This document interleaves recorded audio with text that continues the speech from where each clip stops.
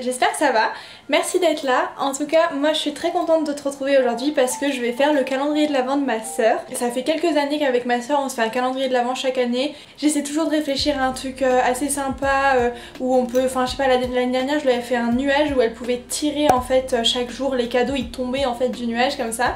Elle adore la couture et la pâtisserie, donc je me suis dit que cette année j'allais essayer de lui faire un truc un peu en rapport avec ces thèmes là. J'espère que ça va marcher et c'est parti, j'ai trop hâte.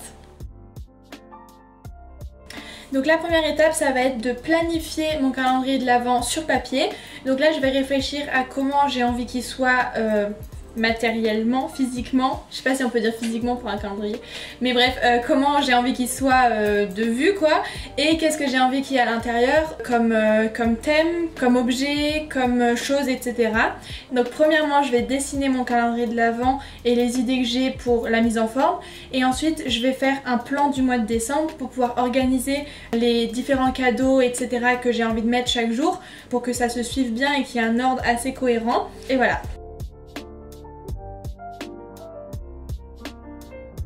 J'ai maintenant ma page pour pouvoir écrire mes idées, etc.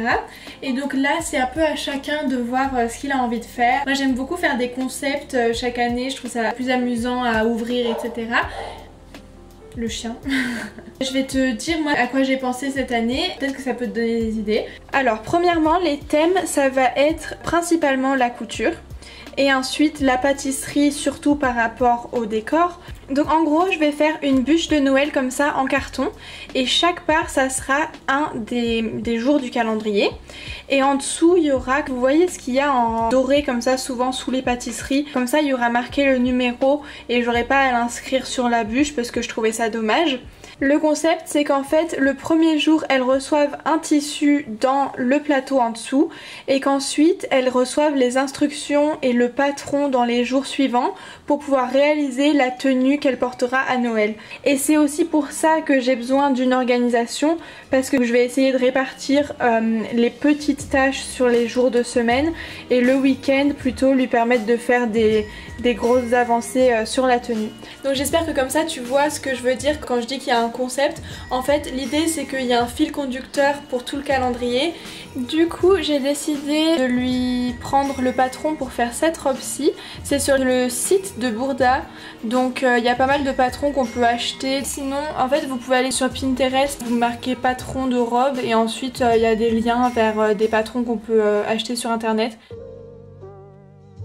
Alors aujourd'hui c'est un nouveau jour et je vais commencer à faire la forme du calendrier de l'Avent de ma soeur. Donc pour ça je vous avais dit que j'allais faire une bûche de Noël en papier. Donc pour ça je prends une feuille de brouillon, je plie dans le sens de la diagonale et je découpe le surplus. Donc si tu as des feuilles carrées, n'hésite pas à les prendre parce que ça sera beaucoup plus pratique. Je réouvre ensuite mon carré et je viens plier dans le sens horizontal.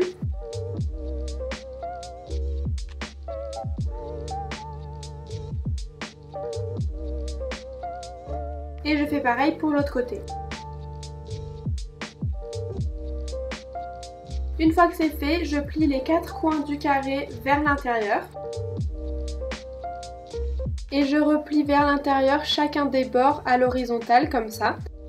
Donc si tu veux des boîtes plus petites, tu peux plier le bord jusqu'à la marque centrale. Ensuite, je réouvre deux côtés opposés du carré et en suivant les marques qu'on a faites au préalable, je viens plier des triangles vers l'intérieur sur les coins des côtés pour pouvoir ensuite replier le bord vers l'intérieur et former la boîte.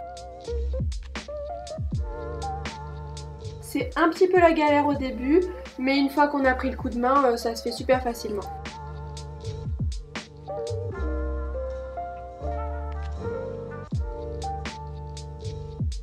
Pour finir, je mets un bout-scotch au centre pour être sûr que tout tienne bien. Et là, il va falloir faire 42 boîtes comme celle-ci. Je peux t'assurer qu'une fois que tu les as toutes, t'es bien content. Après quelques heures de boulot, j'ai donc enfin fini toutes mes boîtes et j'ai aussi fini... Ah merde! Je voulais faire un plan stylé, à lancer les boîtes et tout, mais du coup j'ai perdu la boîte dans laquelle il y avait tous les... Ah oh, je l'ai trouvée par hasard, dans laquelle il y a tous mes petites languettes. Donc voilà. Pour les languettes, j'ai utilisé une vieille brique de lait propre. On peut aussi prendre une brique de jus de fruits. Et j'ai découpé comme ça, tout d'abord plein de petits morceaux dans la partie centrale. Et ensuite j'ai détaillé ces morceaux. À 2 cm du bord, j'ai créé un arrondi. Donc je vais commencer par coller mes boîtes ensemble avant de mettre les languettes. Pour ça, je vais faire attention à ce qu'elles soient bien face à face. Pour coller les boîtes les unes avec les autres, je prends l'extérieur de la boîte précédente et je le colle à l'intérieur de la boîte suivante. Je ne sais pas si c'est très clair, mais ça devrait l'être avec les images.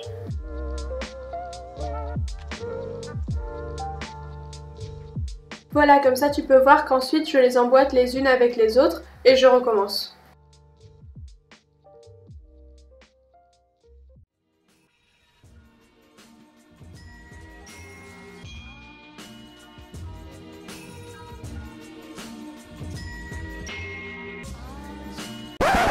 Il est actuellement 15 h. Oh non, sacré.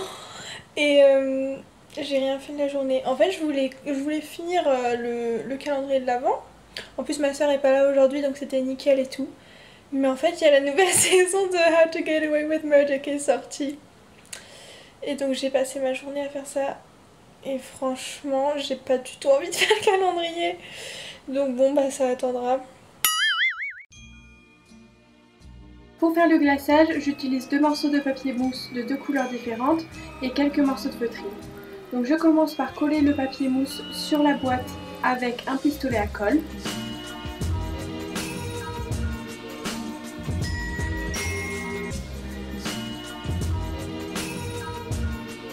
Et je colle petit à petit parce que la colle des pistolets à colle sèche très vite.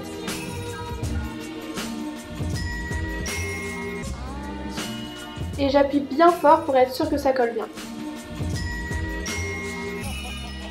Je viens ensuite coller le papier mousse de l'autre côté de la même façon. Et ensuite je découpe l'excédent avec des ciseaux tout simplement. Je prends ensuite un morceau de feutrine et je viens tracer un trait autour d'un des bords de la bûche pour pouvoir découper un morceau qui ait la même forme que l'ouverture de la bûche.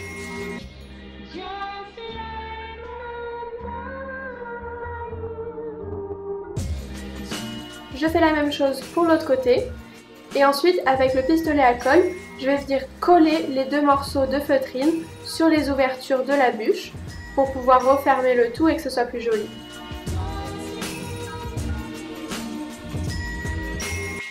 L'étape suivante, c'est de découper des lamelles de feutrine de chaque couleur qu'on va ensuite venir coller sur la bûche de Noël pour créer cette idée de coulure qu'on peut souvent trouver sur les bûches de Noël. Et pour cela, j'utilise de la colle liquide basique.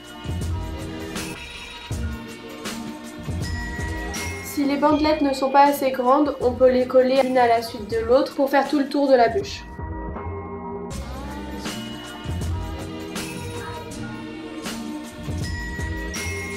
Je découpe ensuite des morceaux de papier mousse et de feutrine pour pouvoir faire une sorte d'insert sur les bords de la bûche.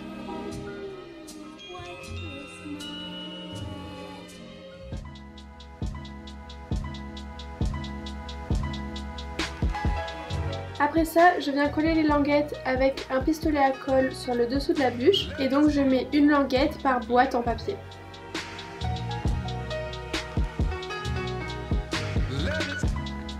Une fois que toutes les languettes sont collées sur les 2 bûches, je viens mettre les numéros aléatoirement en faisant bien attention à ne pas mettre les numéros qui vont aller dans les boîtes en dessous. Donc par exemple moi pour le tissu, puisque ça prend beaucoup de place, ça ira dans une boîte en dessous et pas dans les boîtes en papier du calendrier.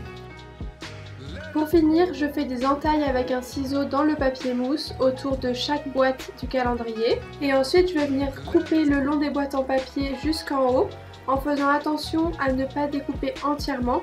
Donc en haut, je laisse un endroit où c'est raccroché. On passe maintenant au plateau. Alors pour ça, je prends des boîtes pliables comme ça qu'on utilise normalement pour mettre, ranger les cahiers, etc. Je les forme et ensuite je prends un papier cadeau tout simple comme ça, marron, et je vais venir emballer la boîte en carton de ce papier cadeau. Pour ça j'ai trouvé une technique super pratique, c'est de découper au niveau de l'ouverture de la boîte et de replier le papier comme ça à l'intérieur. Et ensuite je scotche le papier de la partie basse de la boîte contre la boîte, comme un papier cadeau en fait.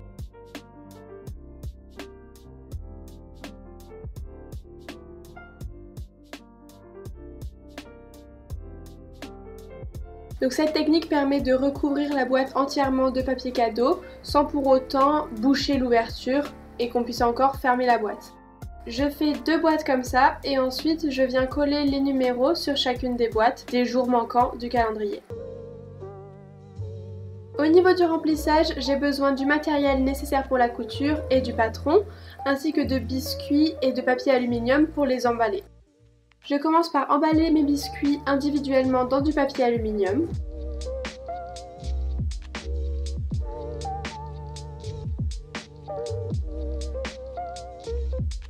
Et je découpe les instructions de mon patron comme je l'avais prévu sur mon organisation.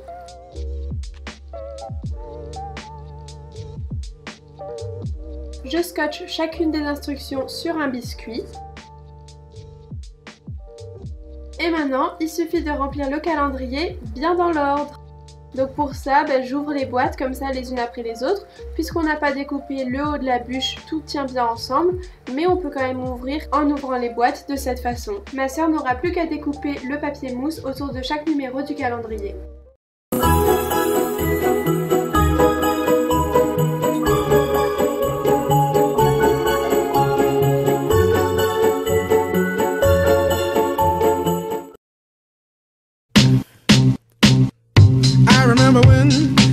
I remember when I lost my mind.